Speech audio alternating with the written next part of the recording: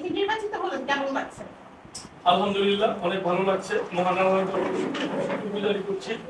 মহান আল্লাহ তাআলা আমাকে কাজ করার সুযোগ করে দিয়েছে এবং শ্রীনগর উপজেলাবাসী, শ্রীনগরের সম্মানিত ভোটারগণ আমাকে ভোট দিয়ে নির্বাচিত করেছেন।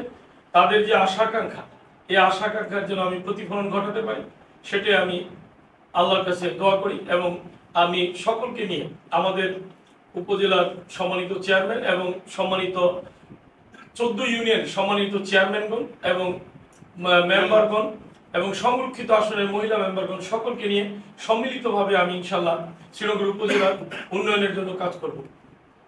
এই যে বিজয়টা কাকে উৎসর্গ করতে চাই?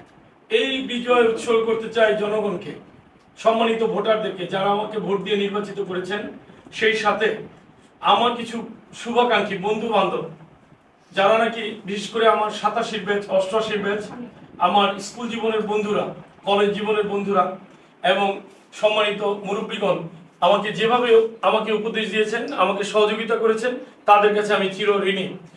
প্রত্যেকের অবস্থান থেকে কাজ করে আজকে বিজয় এনেছে। তবে যাই হোক, আমি এটুকুই বলবো, জয় পরাজয় থাকবেই। আমি বিজয়ী হয়েছি বলে, অন্যরা হেরে গিয়েছে বলে তাদেরকে আমি কাছে টানবো না, এমন জন্য আমি যারা জয়ী হতে পারিনি তাদেরকেও সাথে নিয়ে কাজ করতে চাই, এটাই আমার প্রত্যাশা। ভাইস চেয়ারম্যান হিসেবে সবার আগে এই উপজেলার জন্য কি কাজটি করতে চান? আমি একটি বিষয়ে খুব সুন্দরভাবে বলতে চাই, যখন নির্বাচন চলমান ছিল তখনও যারা ভাইস চেয়ারম্যান পদে প্রতিদ্বন্দ্বিতা করেছেন তাদেরকে আমি বলেছি যে আমরা দাঁড়িয়েছি নির্বাচনে, জনগণ ভোট দিবে, যে নির্বাচিত হয় সেই নির্বাচিত হয়ে জনগণের জন্য কাজ করবে। যাই হোক, আমি যেটা বলতে চাই, যারা পরাজিত হয়েছে তাদেরকেও সাথে নিয়ে আমি কাজ করতে চাই।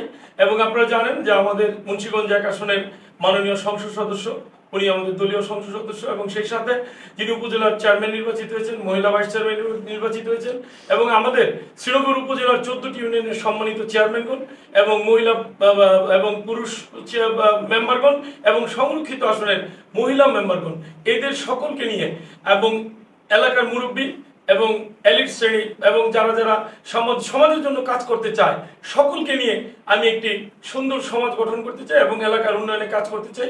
বিশেষ করে মাদক মুক্ত শ্রীনগর যাতে হয় সে ব্যাপারে আমার ভূমিকা থাকবে।